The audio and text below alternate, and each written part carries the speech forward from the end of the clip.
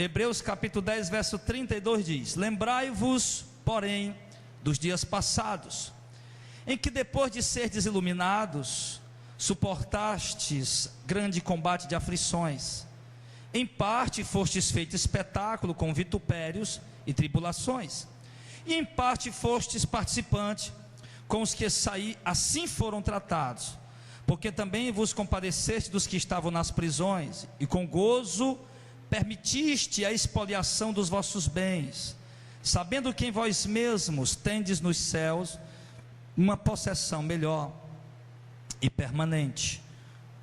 Não rejeiteis, pois, a vossa confiança, que tem grande e avultado galardão, porque necessitais de paciência, para que depois de haverdes feito a vontade de Deus, possais alcançar a promessa.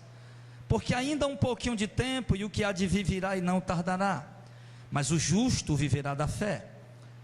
E se ele recuar, a minha alma não tem prazer nele. Nós, porém, não somos dos que retrocedem para a perdição, mas somos daqueles que creem para a conservação da alma. Nós sabemos, irmãos, que tem duas igrejas aqui na terra: tem a igreja de Cristo e tem a igreja de Satanás. A igreja de Cristo é uma igreja que crê no Evangelho, a igreja que busca o Evangelho, a igreja que ama o Evangelho, a igreja que dá vida pelo Evangelho. A igreja do diabo é a igreja que pensa em dinheiro, pensa em grandeza, pensa em poder, ostentação. É a igreja que trabalha para si, para a sua própria glória, para a sua própria exaltação. A igreja de Cristo trabalha para Deus, trabalha para o engrandecimento do reino, para o avanço do reino e para o resgate de almas, não apenas do mundo, mas o resgate de vidas verdadeiramente do inferno. Porque uma coisa é resgatar as vidas do mundo, as entidades filantrópicas do governo têm resgatado muita gente do mundo, entidades da igreja católica têm resgatado muita gente do mundo, mas resgatar do inferno, da condenação, isso é trabalho apenas da igreja de Cristo, é quem realiza essa obra pelo poder do Espírito Santo e pela pregação do Santo Evangelho. Então tem duas igrejas aqui na terra, duas igrejas, uma chamada de a Virgem, a Santa, a Pura, a Imaculada Igreja do Senhor, a outra chamada de a Prostituta, a Babilônia, a grande herege, a mãe das prostituições, a grande apóstata, que deturpa a palavra, que adultera o Evangelho, que tira a genuinidade da doutrina de Cristo. Então tem duas igrejas, e a igreja do mundo, a igreja do diabo, a igreja dos apóstatas, dos hereges, dos falsos profetas, ela é uma igreja que vive curtindo, que vive alegre, vive satisfeita, contente, porque ela se deleita nos prazeres do mundo, ela se deleita com o que possui, com o que tem, ela se deleita com as alegrias que o mundo proporciona, que o dinheiro pode dar. Mas a igreja de Cristo não. A igreja de Cristo que está aqui na terra, ela anda como uma peregrina, e a Bíblia diz que a alma desse povo, o coração desse povo, é um coração que anda angustiado e aflito, porque se vê literalmente como simples peregrinos nesse mundo depravado, desse mundo de orgias, desse mundo de desigualdades. É uma igreja que deseja ardentemente a volta de Cristo, que almeja a vinda do Senhor, que anseia pelas mansões celestiais. Só que enquanto esse momento não chega, essa igreja vive alegre com o Espírito Santo, porém angustiada pelo que vê e pelo que ouve todos os dias aqui nesta terra. Então, queridos, logo nós entendemos o seguinte, que a igreja de Cristo, o povo de Deus, a verdadeira igreja do Senhor, que é este e aquele, cada um de nós formamos a igreja de Cristo, o corpo do Senhor. A igreja de Cristo, o povo de Deus, o verdadeiro povo de Deus, é um povo, irmão, que está sendo perseguido, é um povo que está sendo, irmãos, maltratado, é um povo que está sendo rejeitado por causa da luz que tem em si, por causa da sua conduta de vida, de santidade, de temor a Deus. É um povo que é rejeitado, é um povo que tem poucos amigos, que perde amigos, é um povo, irmão, que passa muitas lutas e muitos levantes, porque Satanás te odeia. Satanás, irmãos, ele te persegue de todas as formas, te colocar tristezas, tentar te abater, tentar te afligir, te angustiar, para que você possa voltar para o mundo, para que você possa abandonar os caminhos do Senhor. Nós vimos aqui o exemplo que estava acontecendo com os hebreus. Hebreus, irmãos, é o povo judeu, a nação judaica, o povo que tinha a lei, o povo que guardava a lei. E ali no meio do povo que guardava a lei, surgiu uma igreja, levantou-se uma igreja de Cristo ali dentro daquele contexto. Enquanto os judeus ortodoxos, conservadores da lei, conservadores dos costumes e tradições dos anciãos judeus, estavam guardando as suas tradições, outros judeus estavam crendo em Jesus, se convertendo ao Evangelho, tornando-se, como eles chamam, judeus messiânicos, que aguardam a vinda de Cristo, que creem em Jesus como Messias e que esperam o reino de Deus. E então o que é que começa a acontecer ali dentro da Judéia, ali dentro de Jerusalém, dentro de Israel? O povo hebreu, que não crê em Cristo como Messias, que não receberam Jesus como Salvador, começam a perseguir junto com o Império Romano a igreja de Cristo. Só que tanto o povo judeu, mesmo sem ser convertido, são perseguidos também pelo Império Romano. Mas a igreja de Cristo está sendo perseguida tanto pelo Império Romano como pelo povo judeu. E a pressão está muito grande. E o que é que está acontecendo? A perseguição é sangrenta, é sanguinária, é mortal. Muitos homens de Deus estão morrendo por causa do Evangelho.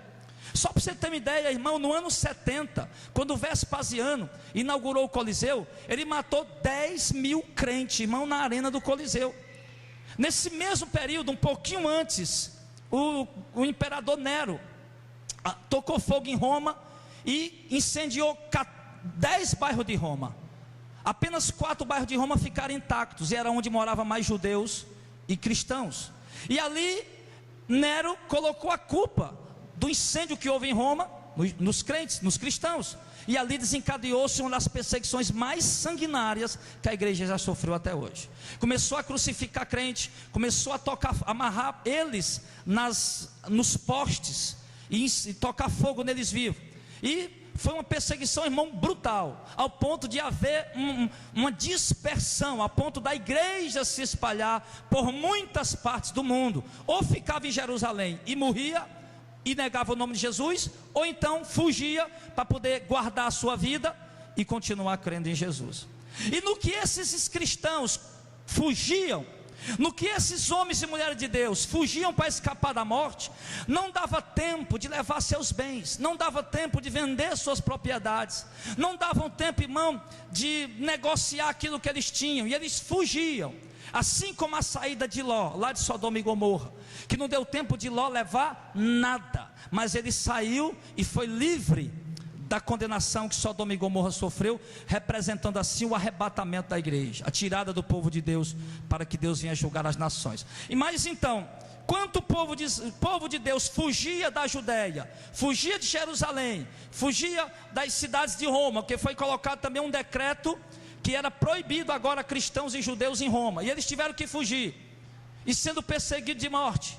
E agora, meus irmãos, os bens deles começam a ser espoliados, o governo começa a tomar conta dos bens dele, confiscar os bens dos cristãos. O governo chega lá, todas as propriedades dos cristãos agora pertencem ao governo, e o governo vai e confisca o bem deles.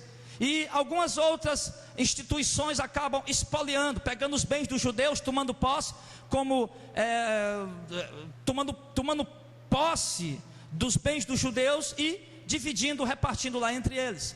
E assim, meus irmãos, os irmãos acabam fugindo, sem levar nada, e levando apenas a promessa de que eles têm um gozo da esperança de uma riqueza eterna que Deus tem preparada no céu para eles. Então eles fogem para muitos lugares, mas guardando essa promessa, guardando essa esperança. Eles saem dali sabendo que perderam os bens terrenos, sabendo que perderam as propriedades terrenas, sabendo que perderam familiares, não quiseram vir com eles, perderam muita coisa, qual não conseguiram levar quase nem roupa para poder se trocar, mas eles saem felizes e contentes de poder estar sofrendo aquilo pelo nome do Senhor, e sabendo que neles mesmos, pela presença do Espírito Santo, eles têm uma herança maior, uma possessão maior e eterna no céu, guardada com Deus. E isso consola o coração deles, isso conforta o coração deles.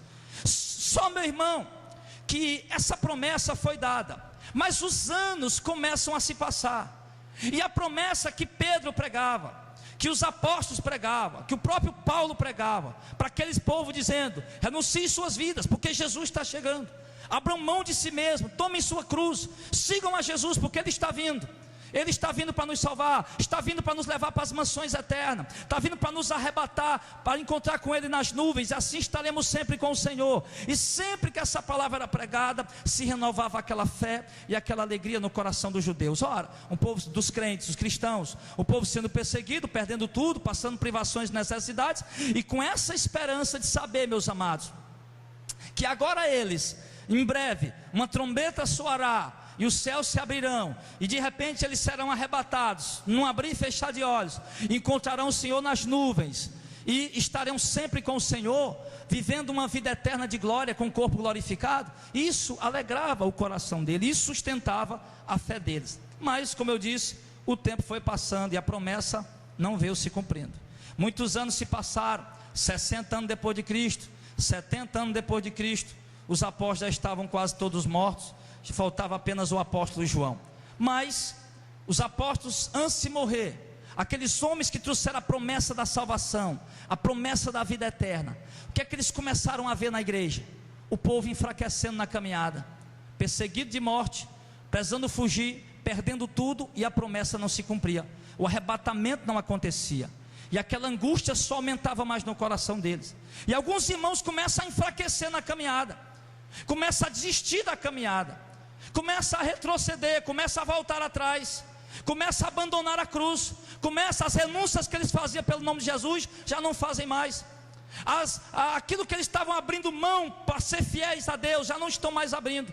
Alguns já estão enfraquecendo, já estão desistindo de Cristo, já estão desistindo do Evangelho, já estão desistindo da igreja, estão voltando às suas vidas habituais, normais, comuns, como eles viviam antes de conhecer a Jesus.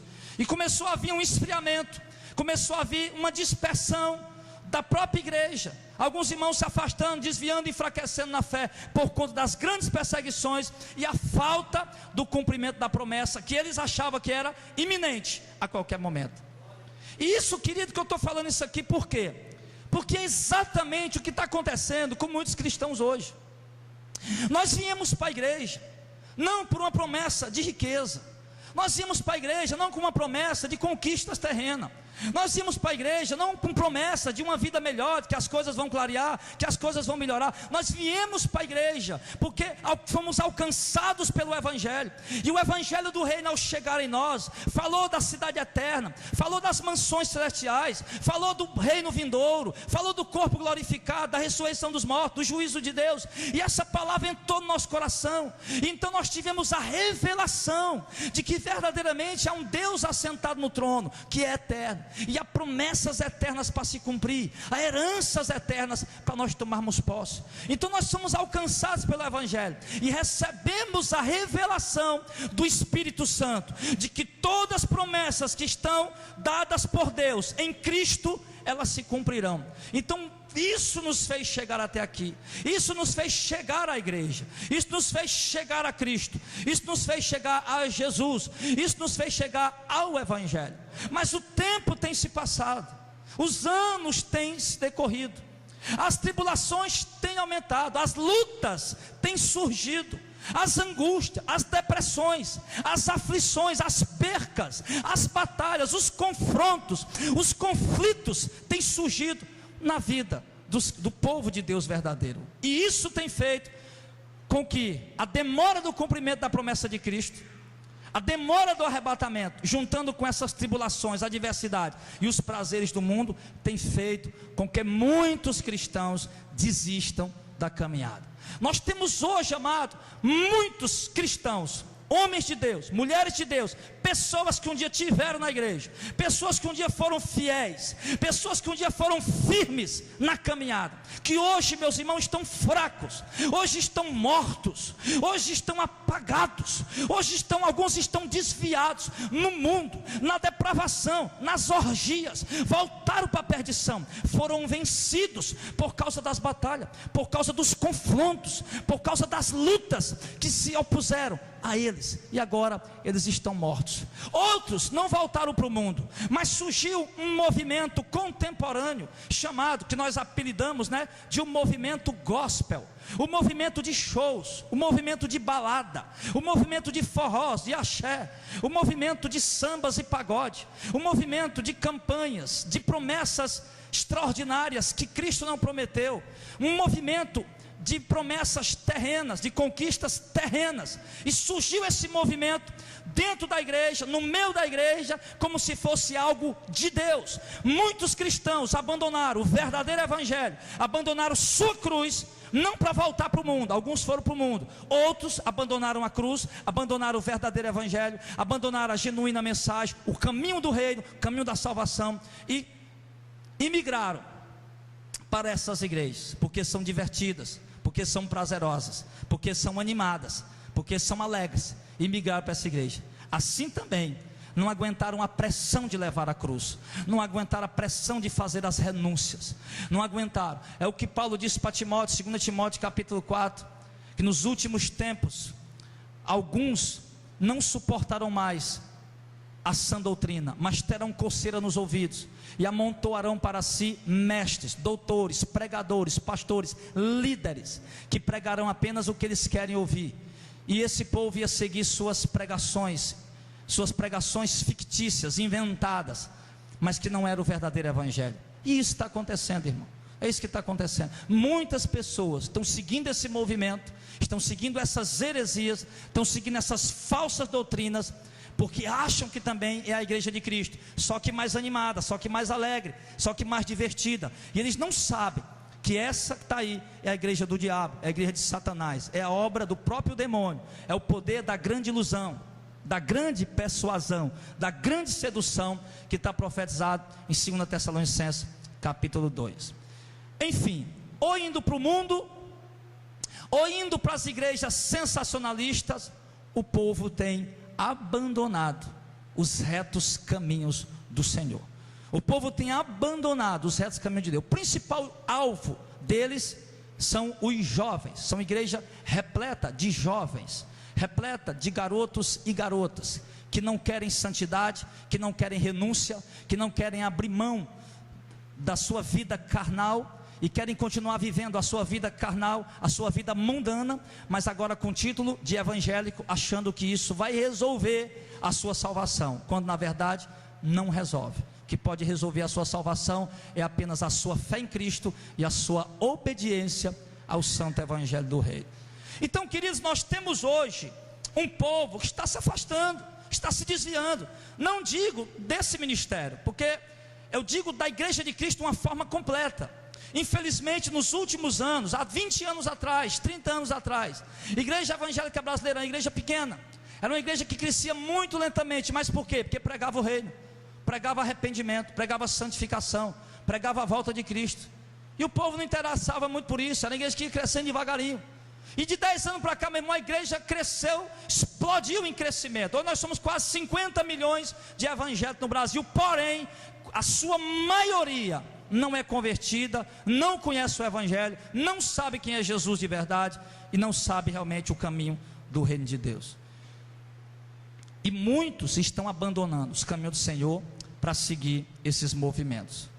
Mas aqueles que ainda estão com seus olhos abertos, aqueles que ainda estão ligados no reino, que ainda estão ligados nas promessas bíblicas que Jesus nos fez, que os apóstolos nos fizeram pela revelação do Espírito Santo, aqueles que ainda esperam o reino, aqueles que ainda esperam a volta de Cristo, aqueles que ainda acreditam no arrebatamento, aqueles que ainda desejam andar nas ruas de ouro, aqueles que ainda desejam morar nas mansões celestiais, herdar a vida eterna, a igreja que é a igreja ortodoxa, a igreja zelosa da doutrina, a igreja zelosa da sã doutrina, da palavra, da doutrina neotestamentária, do Novo Testamento.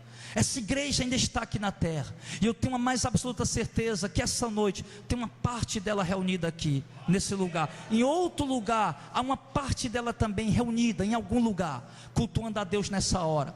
É um povo que tem sede da verdade, é um povo que deseja a sã doutrina, é um povo que não está preocupado se a mensagem vai agradar ele ou vai desagradar. Ele só quer ouvir a verdade bíblica, ele só quer aprender a verdade bíblica, é a única coisa que interessa a ele. Então, meus amados, mas esse povo ainda está aqui, mas esse povo de Cristo, que eu acredito que nós somos parte dele, não nos achando melhor do que ninguém, mas acredito que nós somos parte dele.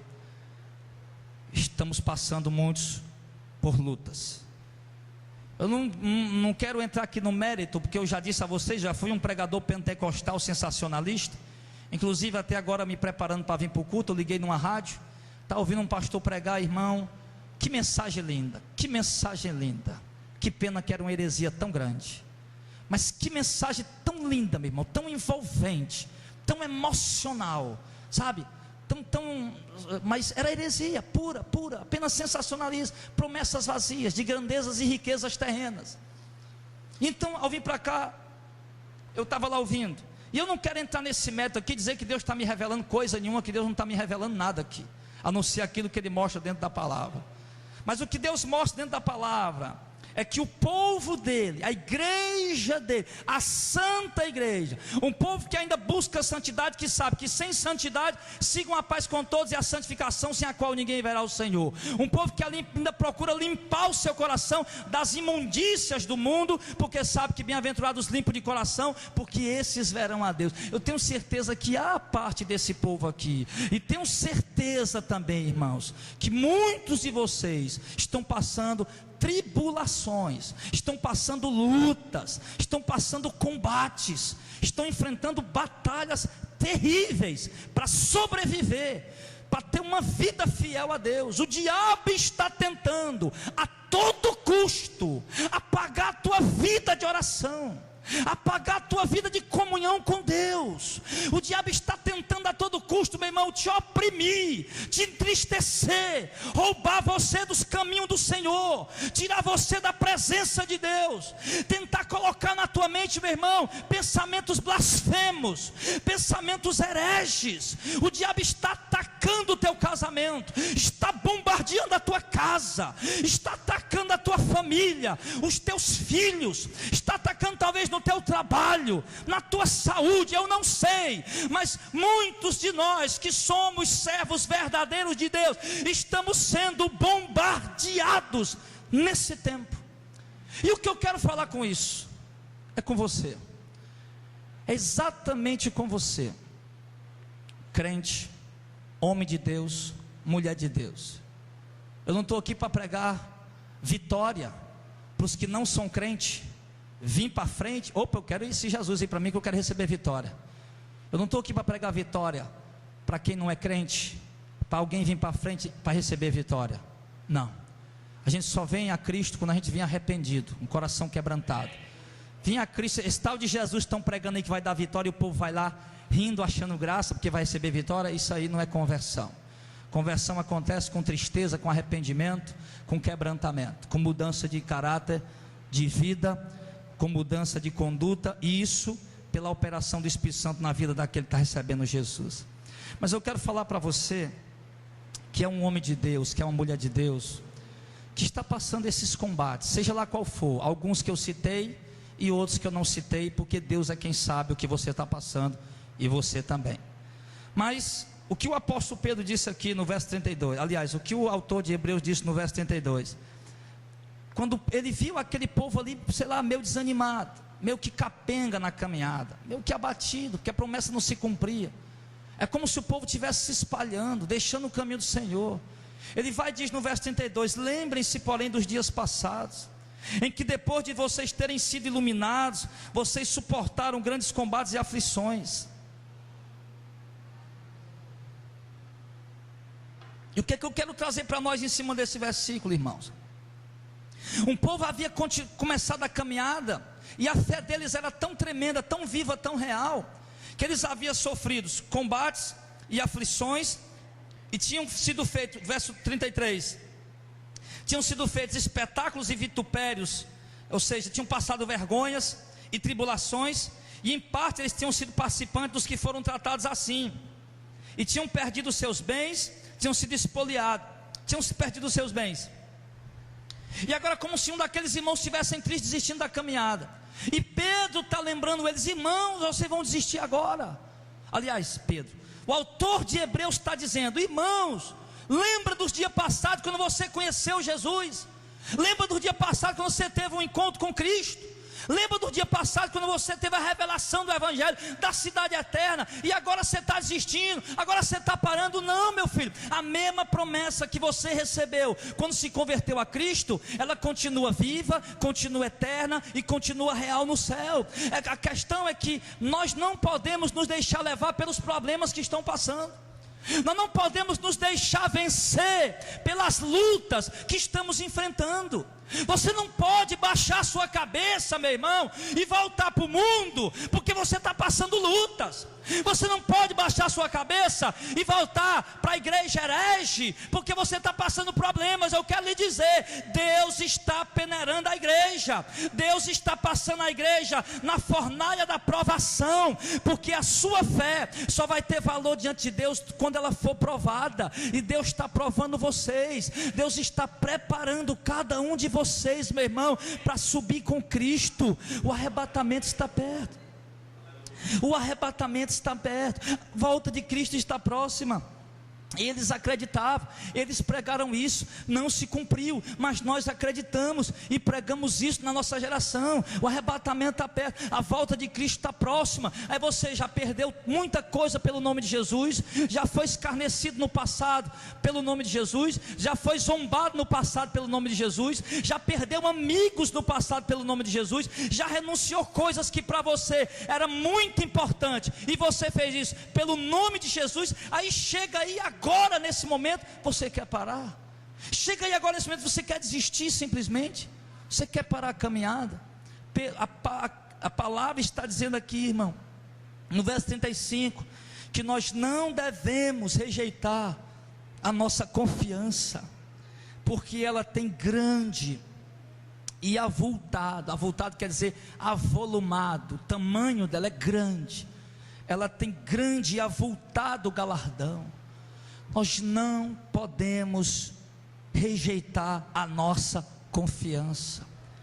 Muitos de vocês talvez já não tem mais aquela confiança queimando no coração de que Jesus vai voltar. Já não tem mais aquela confiança queimando no coração de que vai receber vestes resplandecentes.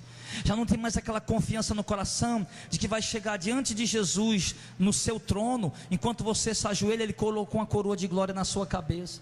Talvez você não tenha mais essa esperança, talvez isso está apagado em você.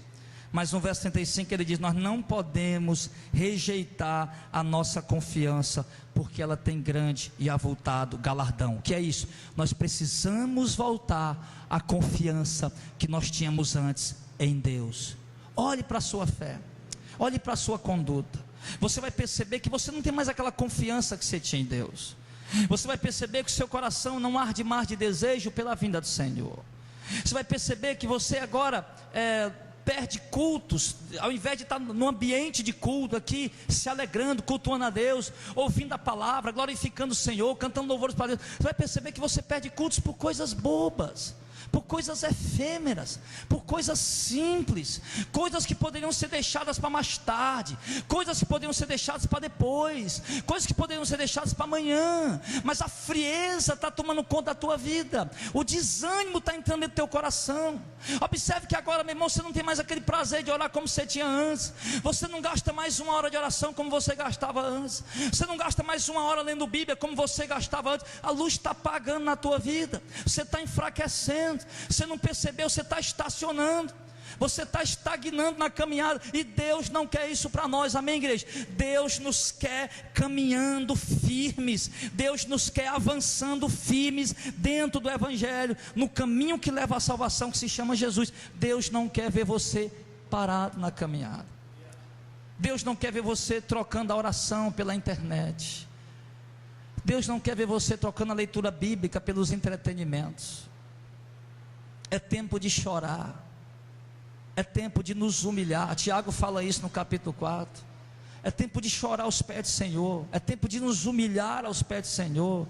É tempo de nos prostrar diante do Senhor e pedir a Deus que restitua em nós a alegria da salvação. É tempo de nos prostrar diante do Senhor e pedir a Deus que apresse a vinda de Cristo e que nos prepare para esse momento. É tempo de nos prostrar diante de Deus, irmão, e pedir perdão a Deus pelos pecados que você está praticando no dia a dia, que você não sente mais nem cócega deles, não sente mais, a mente já está cauterizada pela frieza que você está sentindo, que você peca, não sente mais tristeza, não sente mais angústia. É tempo de se prostrar diante de Deus e pedir perdão. É tempo, o tempo que nós estamos vivendo, irmão, é o tempo que precede a vinda de Cristo. É tempo de nós dobrar o joelho e pedir: Senhor, tira de mim tudo que possa me impedir de ser arrebatado, tira de mim tudo que possa me impedir de entrar nas mansões celestiais, tira de mim tudo que possa me impedir de herdar o teu reino. Nem que seja meus olhos, Senhor, nem que seja minhas pernas, meus braços, eu prefiro entrar no reino de Deus cego, aleijado, assim,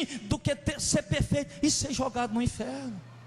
É tempo, e ele diz aqui: nós não podemos rejeitar a nossa confiança, porque ela tem um grande e avultado galardão. Você precisa entender que a nossa confiança no Evangelho está muito quente.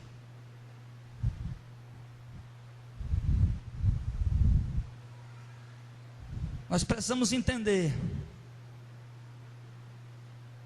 que a nossa confiança nas promessas de Deus, não é a promessa do carro novo, não é a promessa da casa própria, porque todas essas coisas perecem pelo uso. É bom ter o carro, é bom, é útil demais. É bom ter a casa para morar, é importante, é uma necessidade. É bom ter um emprego, ganhar seu dinheiro, sustentar sua família, poder se vestir, calçar, ajudar os pobres necessitados. É bom demais, é importante, é necessidade. Mas todas essas coisas perecem com o uso. Todas essas coisas passam, todas essas coisas ficam. Quando Cristo vier buscar a sua igreja, meu irmão, por melhor que seja o seu emprego, ele vai ficar. Por melhor que seja o seu transporte, ele vai ficar. Melhor que seja a sua casa, seus móveis, elas vão ficar para perecer. Mas a Bíblia diz que aquele que faz a vontade de Deus permanece para sempre. Então é importante, irmão, a gente voltar à memória a essa esperança, a gente voltar à memória a essas promessas gloriosas. Às vezes eu fico vendo, irmão, tanta doença nesse século. A ansiedade é a doença do século. A ansiedade é o que tem levado as pessoas à depressão, tem levado as pessoas ao colapso, tem levado empreendedores às vezes a quebrar, a falir. É a ansiedade que tem levado pessoas a um mau casamento. A ansiedade que tem levado muitos jovens à ruína na sua caminhada. A ansiedade. Enfim, ansiedade é o mal do século, é o mal deste século. E a ansiedade, ela tem enchido o coração de muitos, inclusive dos irmãos, e tem tomado o lugar da esperança eterna, tem tomado o lugar das mansões eternas. Que me dera, irmão, nós estivéssemos todos ansiosos, sim, mas pela volta de Cristo. Nós estivéssemos todos ansiosos ao ponto de roer as unhas, mas para entrar no reino de Deus. A Bíblia está dizendo que nós não podemos rejeitar a nossa confiança, porque ela tem grande e avultado galardão. Mas no verso 36, ele fala que nós necessitamos de paciência, para que depois de haver feito a vontade de Deus, possamos alcançar a promessa. O que ele está dizendo para os hebreus? Mas vocês precisam ter paciência. A esperança de vocês, a confiança de vocês, ela traz grande e avultado galardão. Porque o crente que tem a confiança realmente da herança que Deus vai dar para ele, ele realmente luta e persevera na doutrina do Senhor. E essa confiança precisa de paciência. Ele está dizendo, nós precisamos ser pacientes. Pacientes aonde? No meio da tribulação, no meio das adversidades. Nós temos que saber que isso fez parte da caminhada de Paulo, aflições e angústias. Nós temos que saber que isso fez parte da caminhada de Pedro, aflições e tribulações. Nós temos que saber que isso fez parte da trajetória da igreja, desde o começo até aqui, e vai continuar fazendo parte da trajetória da caminhada da igreja. Angústias, aflições, perseguições, percas, ataques, contra-ataques, enfim, levantes, tristezas, angústias, problemas, tudo isso vai fazer parte da nossa caminhada, e nós precisamos de paciência. Paciência é o que, irmão? É saber esperar, é aguentar esperar. Está doendo, está gemendo, mas estou esperando. Estou angustiado, estou aflito, estou atribulado, mas estou esperando. Vou ficar assim, eu sei que vai passar, eu sei que ele vai vir, eu sei que ele vai voltar, eu sei que ele virá me resgatar. Então a paciência nos leva a essa confiança e a essa perseverança de esperar a volta do Senhor. Agora, a paciência fala, irmão, de continuar vivendo uma vida para Deus. Eu só estou paciente, aguardando a vinda de Cristo, se eu continuo vivendo a vontade de Deus, se eu continuo fazendo a vontade de Deus. Isso é paciência. É como uma pessoa que está na parada de um ônibus, está aguardando o ônibus. Poxa vida, o ônibus já passou? Não, passou não, mas vai passar, com certeza vai passar. Você espera lá, já está atrasado 10 minutos, 20 minutos, meia hora, 1 hora, você está lá esperando. Você quer ir sua viagem, você está aguardando. Você está meio chateado ali no meio do sol? Está meio atribulado? Está meio angustiado? Está. Esperar ninguém gosta, esperar sim, é irritante, mas você está esperando, você sabe que o ônibus vai passar, você tem convicção disso, por isso você está lá. Do mesmo jeito somos nós para a vinda de Cristo. Por isso nós vamos continuar na doutrina, por isso nós vamos continuar dentro da vontade de Deus, dentro da palavra de Deus. Por isso nós vamos continuar combatendo contra a nossa carne, contra nossas paixões, contra o nosso desejo. Por isso nós vamos continuar crucificando nossa carne com as suas paixões e desejos. Por isso nós vamos continuar renunciando, abrindo mão do mundo, dedicando tempo à oração, tempo à busca a Deus, à consagração. E nós vamos fazer isso por quê? Porque nós temos a certeza de que a promessa dele se cumprirá e que ele voltará. Então nós precisamos de paciência, para que depois de haver feito a vontade de Deus, possais alcançar a promessa. É como se o autor de Hebreus estivesse dizendo para aquele povo: olha, irmãos, vocês esperaram até aí, agora estão desistindo. Se vocês desistirem, vocês não vão receber a herança. Se vocês desistirem, vocês não vão receber a promessa. Se vocês desistirem, vocês não vão ser coroados. Vocês já trabalharam, já fizeram tudo e vão parar agora, vocês vão perder. Vocês não vão ser salvos, vocês não vão ser arrebatados. Se vocês parar agora, vocês precisam ter paciência para ir até o fim, fazendo a vontade de Deus, para que depois que você tenha feito a vontade de Deus, esperando até o fim, aí você recebe também a promessa dele. Jesus, em Apocalipse, capítulo 2, capítulo 3, ele está sempre falando para as cartas que ele escreveu às igrejas da Ásia Menor, que hoje é na Turquia. Ele está sempre dizendo: aquele que perseverar até o fim será salvo, aquele que permanecer até o fim será salvo. E olha que Jesus estava falando isso para a igreja, como a igreja de Sardes, igreja pobre, igreja necessitada, igreja perseguida, cristãos sendo mortos. E Jesus revela: tu vai passar uma tribulação de 10 dias, mas seja fiel até a morte, que eu te darei a coroa da vida. Ou seja, tu vai passar uma tribulação de 10 dias, vão te prender, vão te matar, mas fica fiel, porque eu vou te dar recompensa, vou te dar a coroa de glória. Como se o Senhor estivesse dizendo para nós, ele revela coisas terríveis que vai acontecer com aquelas igrejas, mas ele pede a elas: tenham paciência, espere, aguardem em mim, espere a minha promessa. Quando João escreve a carta do Apocalipse, na ilha de Patmos, João escreve dizendo: eu, João, companheiro vosso, nas aflições e na paciência, esperando as promessas. Então João era companheiro dos irmãos nos combates, nas aflições, nas perseguições e também na paciência, de estar sofrendo muita coisa, mas permanecendo fiel a Cristo, porque tinha certeza e convicção de que ele viria cumprir a promessa. E nós, amados, precisamos resgatar esta essência da vida eterna para a igreja. Nós precisamos resgatar a essência da doutrina bíblica para a igreja. Nós precisamos resgatar para nós a esperança viva da volta de Cristo. Ela precisa voltar a pulsar nosso coração, ela precisa voltar a queimar, a arder em nossa vida. Está apagado na vida de muitos e precisa voltar a se acender e continuar fazendo a vontade de Deus, para que no final nós venhamos receber a promessa, alcançar a promessa, como ele diz no verso de número 36.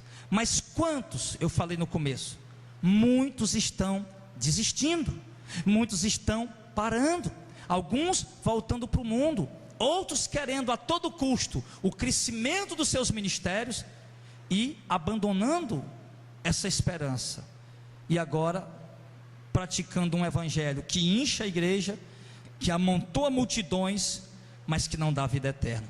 E nós não podemos, irmãos, inclinarmos para esse lado. Temos que continuar guardando a promessa da esperança.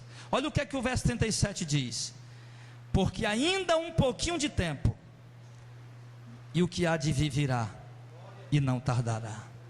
Agora, irmão, imagina isso. A igreja ouvir da boca daquele homem de Deus: persevere, guarde a promessa, continue sendo fiéis a Deus, continue se santificando.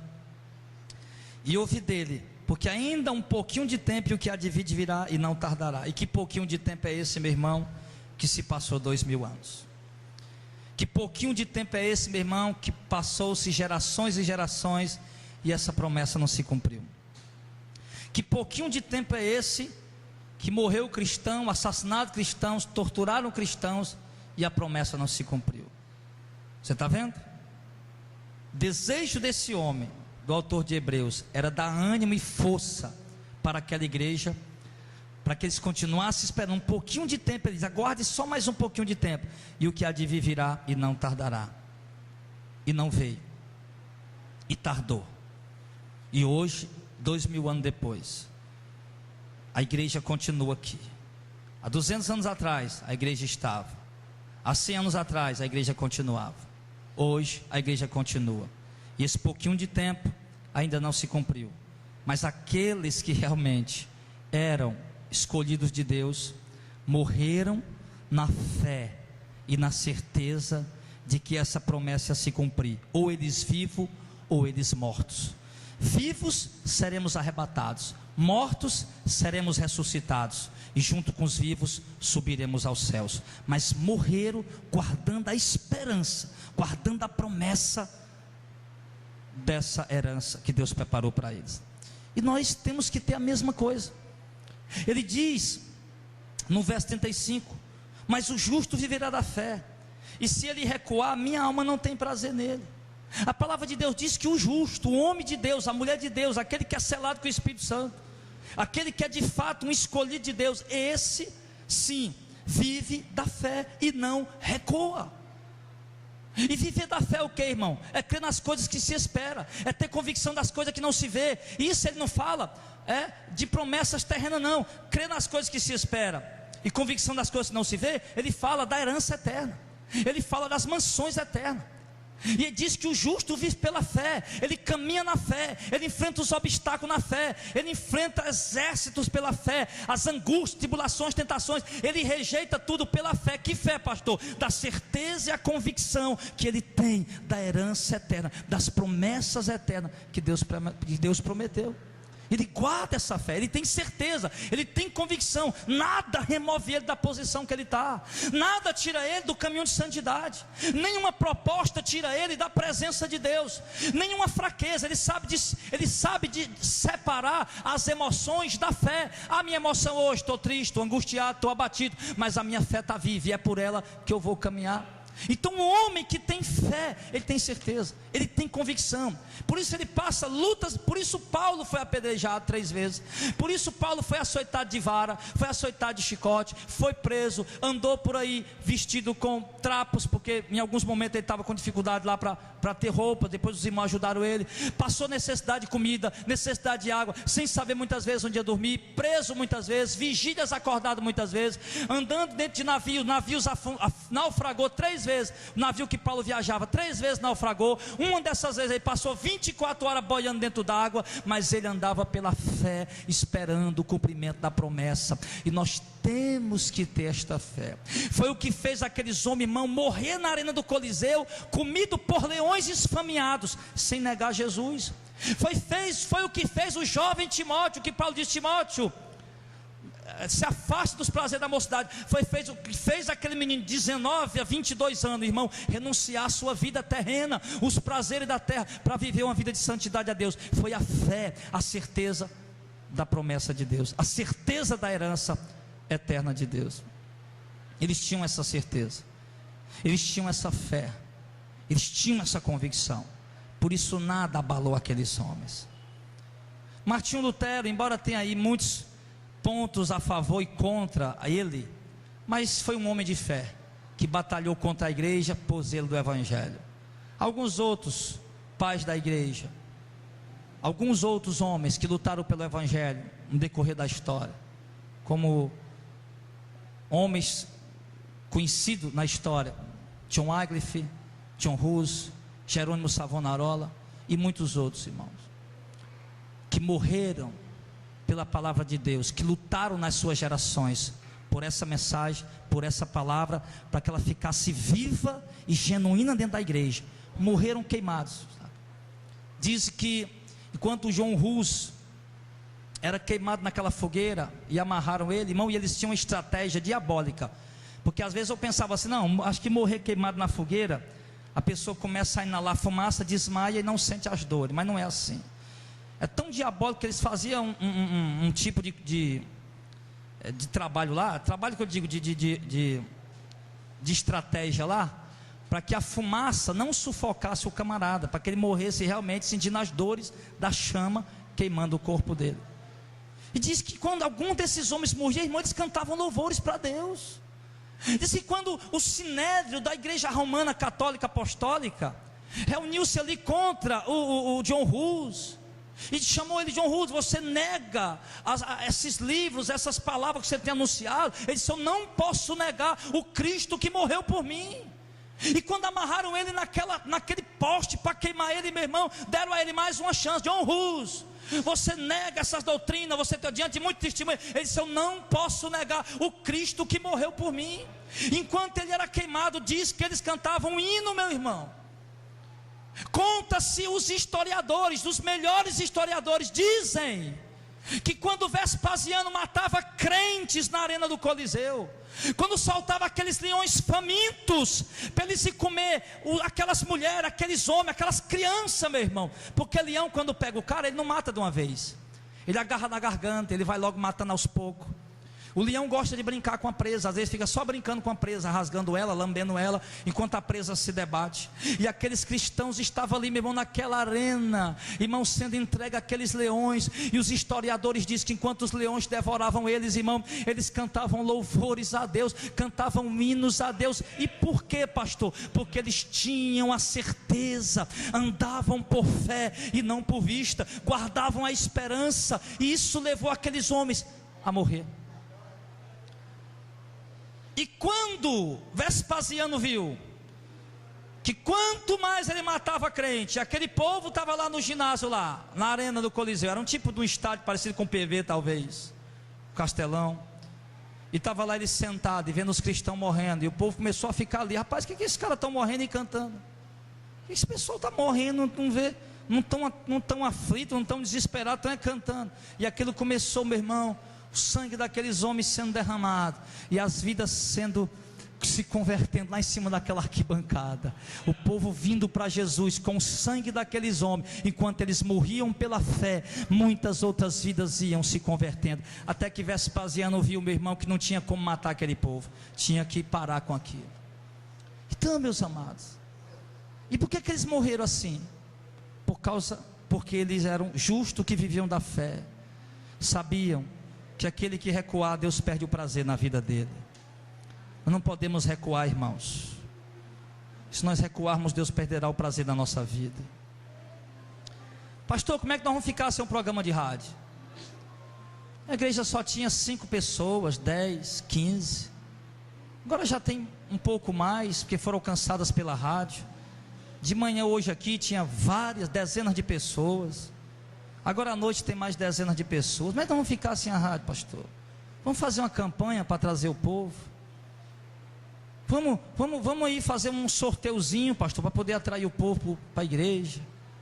Vamos fazer uma gincana para o jovem poder vir, se animar e querer permanecer. Vamos chamar o Filipão para cantar Meu Paredão é de Jesus, pastor. Não pode perder esse povo. Ou então vamos chamar aquele irmãozinho lá do passinho abençoado do funk, para os irmãos ficarem se requebrando aí, dançando um funkzinho gospel. Nós temos que fazer alguma coisa, pastor.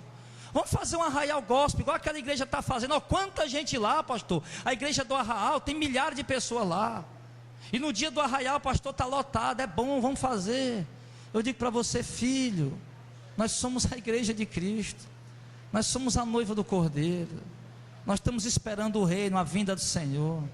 Nós temos que andar pela fé sem recuar, para que Deus não perca o prazer na nossa vida.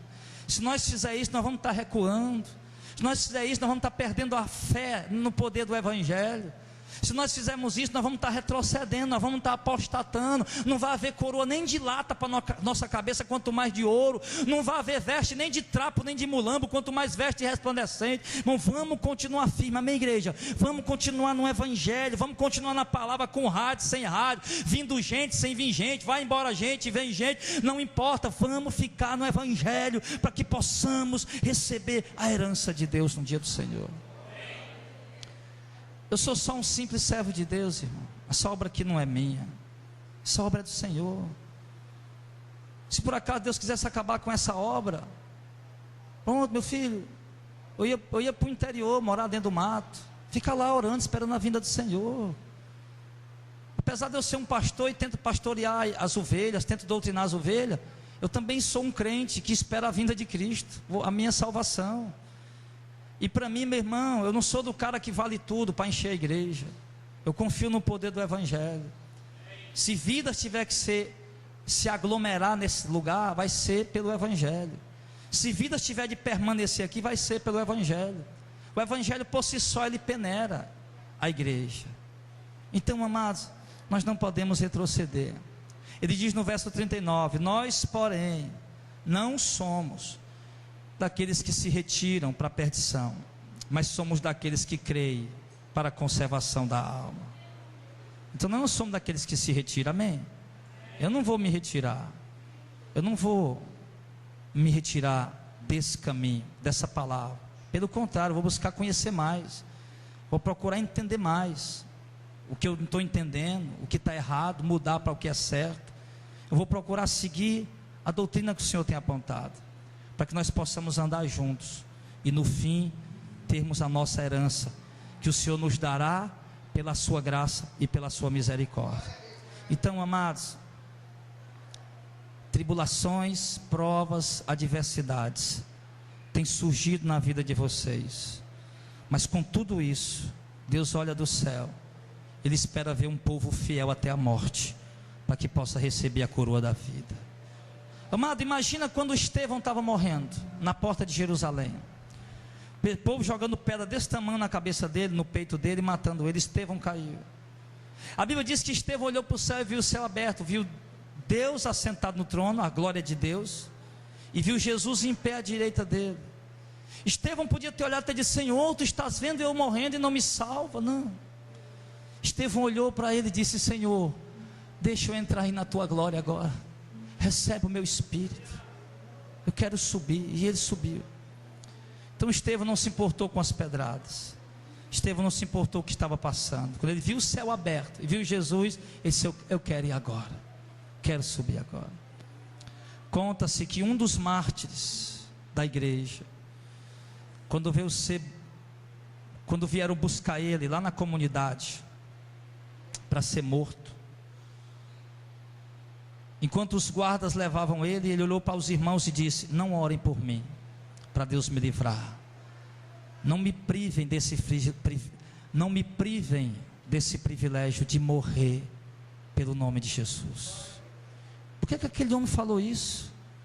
Ele podia ter dito: pessoal, ora por mim para Deus me livrar da morte. Mas não, ele olhou: igreja, por favor, não ore, eu quero morrer pelo nome de Jesus. Não há honra maior para mim do que morrer pelo nome do Senhor. E por quê, amados? Porque eram homens que andavam pela fé, homens que olhavam, como Paulo diz em Filipenses, ou é Colossenses 3, ele diz assim: buscar as coisas que são de cima, onde Cristo está sentado à direita de Deus. Pensai nas coisas que são de cima, onde Deus está sentado. Eram homens que estavam no mundo, mas a Bíblia diz aqui no próprio capítulo 11 de Hebreus, que eram homens dos quais o mundo não era digno de tê-los aqui. Homens que viviam para Deus, que cada suor que eles derramavam era para a glória de Deus. Cada lugar que eles entravam e saíam, faziam para a glória de Deus. Cada movimento dos músculos, cada piscar de olho, cada expressão daqueles homens era para a glória de Deus. E eles viviam assim, porque esperavam a herança, porque criam que verdadeiramente a cidade celestial está pronta, e que sem dúvida alguma o Senhor virá para buscar o seu povo, para cumprir a promessa, porque Deus não é homem para mentir, nem filho de homem para se arrepender.